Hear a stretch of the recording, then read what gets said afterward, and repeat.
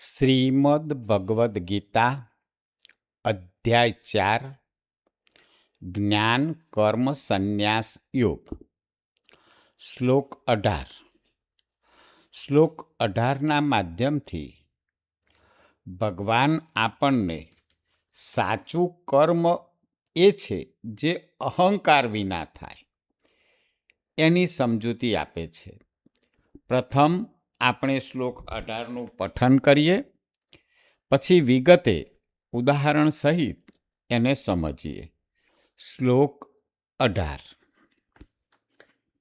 કર્મણ્ય કર્મયઃ પશ્યેદ અકર્મણિ ચ કર્મયઃ સબુદ્ધિમાન મનુષ્યેષુ સયુક્તઃ કૃત્સ્ન કર્મકૃત. અર્થાત જે મનુષ્ય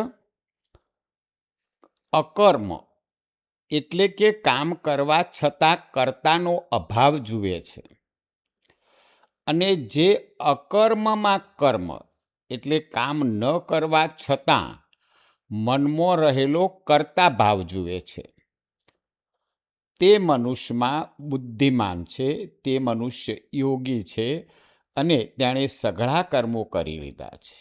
અહીં ભગવાન શ્રી કૃષ્ણ કહે છે કે જે કામ કરવા છતાં કર્તા ભાવનો અભાવ એટલે કે હું કરું છું એવો ભાવ નથી રાખતો, અને જે કામ નથી કરતો પણ મેં કર્યું એવો મનમાં ભાવ રાખે છે, તો અકર્મમાં કર્મ છે અને કર્મમાં અકર્મ છે.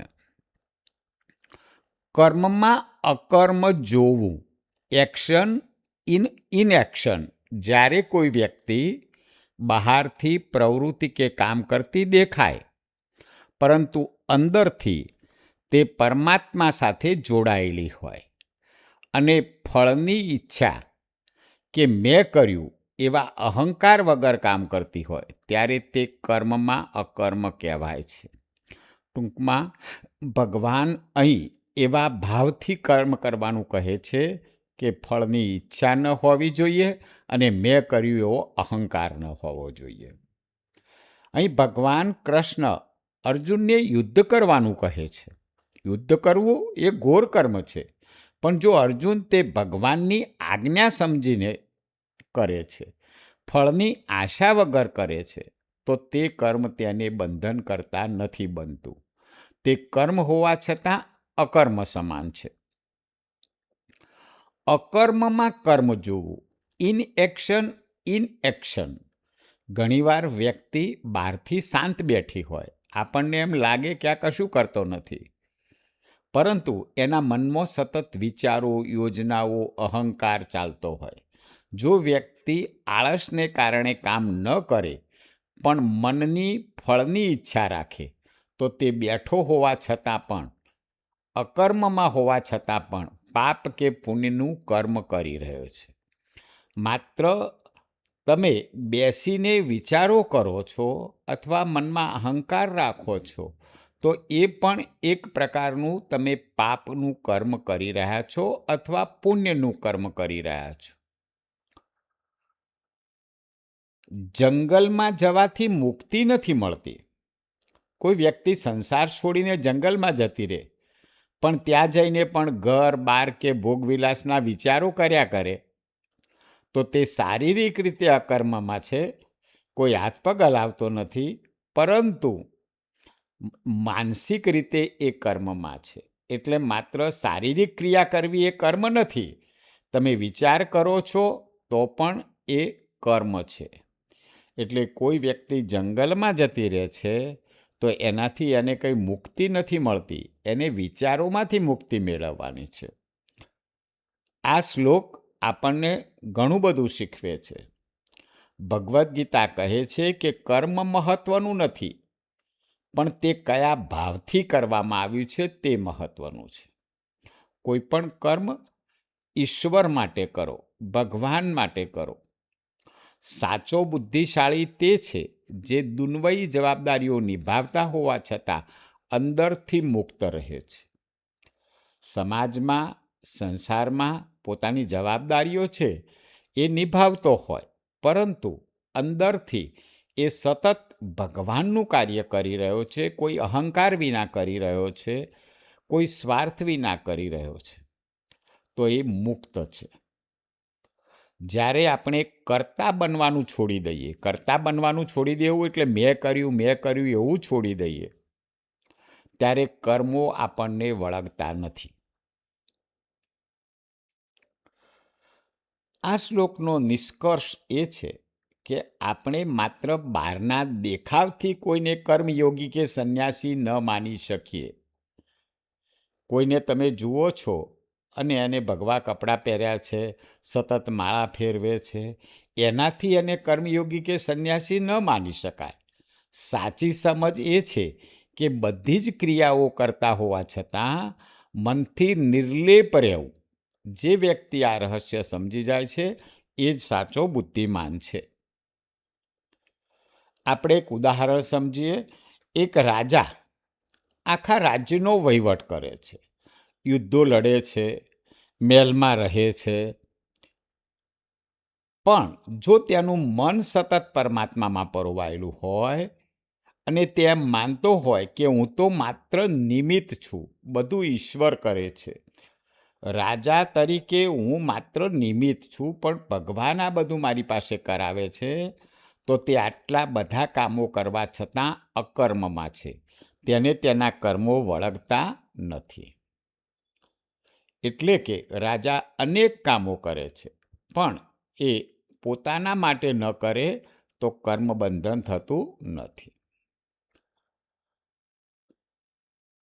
માળા ફેરવનાર વ્યક્તિ કદાચ મનથી સારી હોય અને બજારમાં કામ કરનાર વ્યક્તિ કદાચ મનથી મહાયોગી હોય. આળસમાં બેસી રહેવું એ અકર્મ નથી, પણ અહંકાર રહિત થઈને ફરજ બજાવવી એ જ સાચું અકર્મ છે. આ શ્લોકનો મુખ્ય સંદેશ છે, સાચું કર્મ એ છે કે અહંકાર વિના થાય. માત્ર બાહ્ય ક્રિયા નહીં, પરંતુ અંતરના ભાવનું મહત્વ છે.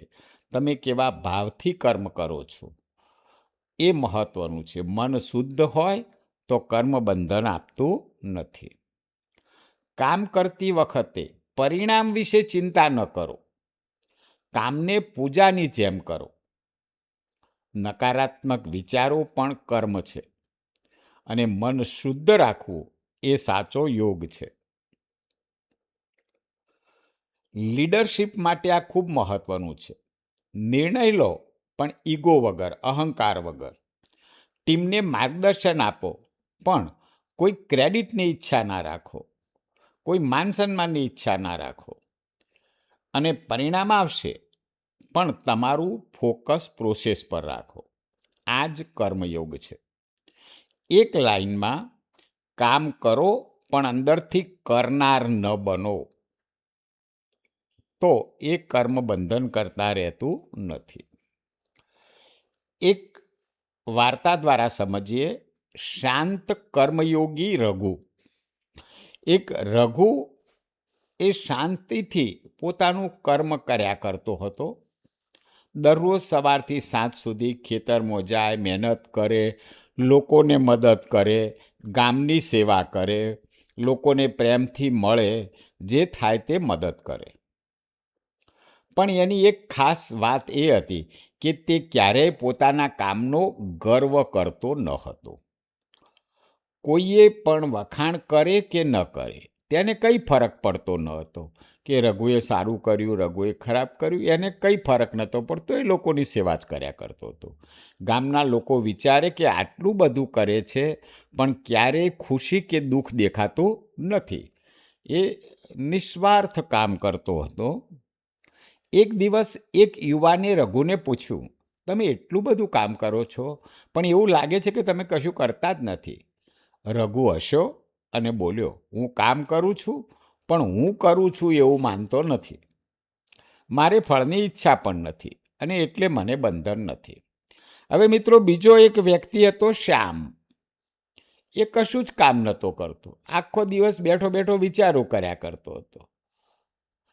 પણ એનું મન સતત કામ કર્યા કરતું હતું. એ શારીરિક કોઈ ક્રિયા નહોતો કરતો.